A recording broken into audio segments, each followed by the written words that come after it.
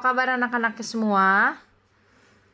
Semoga kita semua dalam keadaan sehat ya. Masih semangat untuk belajar meskipun lewat daring. Kita akan masuk dalam pelajaran seni budaya. Kita masuk dalam bab yang ke-15 hari ini. Sebelumnya kita berdoa sejenak ya.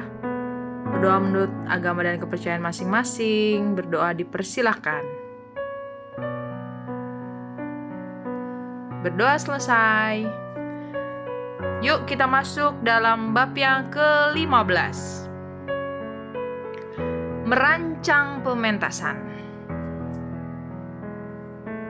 Dalam peta kompetensi pembelajaran, rancangan pementasan fragmen ada 3, yaitu pembentukan panitia, kemudian pembuatan perancangan pentas, kemudian melakukan latihan, dan menghasilkan pementasan fragmen.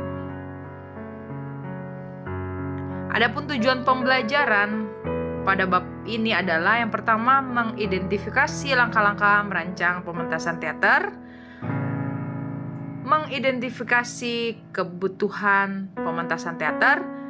Yang kedua, mendeskripsikan langkah-langkah merancang pementasan. 3, mengeksplorasi tata teknik pentas dalam bentuk rancangan pentas. Yang keempat, merancang tata teknik pentas. Yang kelima, mengkomunikasikan rancangan pementasan secara lisan dan tertulis. Merancang pementasan teater. Seni teater adalah salah satu bentuk kegiatan manusia yang secara sadar menggunakan tubuh sebagai unsur utama seni teater. Disebut juga seni pertunjukan yang ditunjang dengan unsur gerak, suara, bunyi, dan rupa yang dijalin dalam sebuah cerita pergulatan tentang kehidupan manusia. Pada pelaksanaan seni teater selalu membentukkan banyak orang. Teater dikenal sebagai seni kolektif, satu dengan yang lainnya saling membutuhkan dalam merancang pementasan teater. Ada beberapa kegiatan diantaranya sebagai berikut. Yang pertama adalah membentuk panitia. Pementasan teater supaya lebih terarah perlu dibentuk suatu kepanitiaan yang akan bertanggung jawab pada bidang kerjanya masing-masing. Ketika kamu membuat kepanitiaan, yang harus diperhatikan adalah menyatukan hati dan kesadaran semua yang terlibat untuk tujuan, yaitu membuat pementasan yang baik, berhasil, dan sukses. Pementasan harus terlaksana sebagai sebuah pertunjukan yang memberikan pembelajaran berharga bagi semua pendukung dan penonton. Yang kedua, membuat rancangan pentas. Pembuatan rancangan pentas harus menyesuaikan dengan kebutuhan dari naskah yang sedang digarap. Naskah yang menceritakan tentang lingkungan di hutan, maka rancangan setting atau latar belakang panggung dapat berubah berupa gambar hutan lengkap dengan pohon-pohon yang dibuat 3 dimensi. Perlengkapan properti atau peralatan yang mendukung suasana di atas pentas perlu dibuat seperti batu-batu, ranting, rumah kayu. Setting dan properti sebaiknya dibuat dengan kreativitas dan memanfaatkan bahan-bahan bekas. Bahan-bahan bekas yang dibentuk menjadi benda yang mempunyai nilai keindahan. Yang ketiga adalah melakukan latihan. Proses latihan sangat diperlukan dalam merancang pementasan teater. Tidak ada keberhasilan tanpa usaha dan kerja keras. Latihan teater biasanya dipimpin oleh pelatih teater atau koordinator latihan.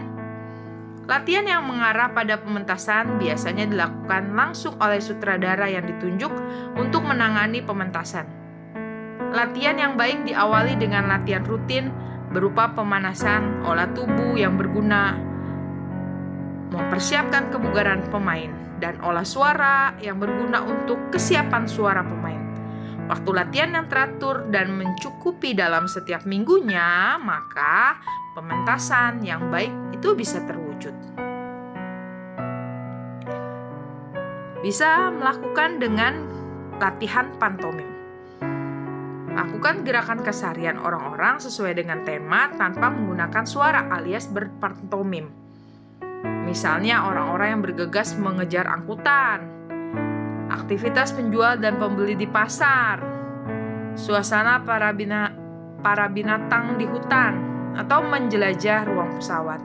Atau kamu dapat mencari aktivitas yang lainnya. Nah, seperti ini contohnya.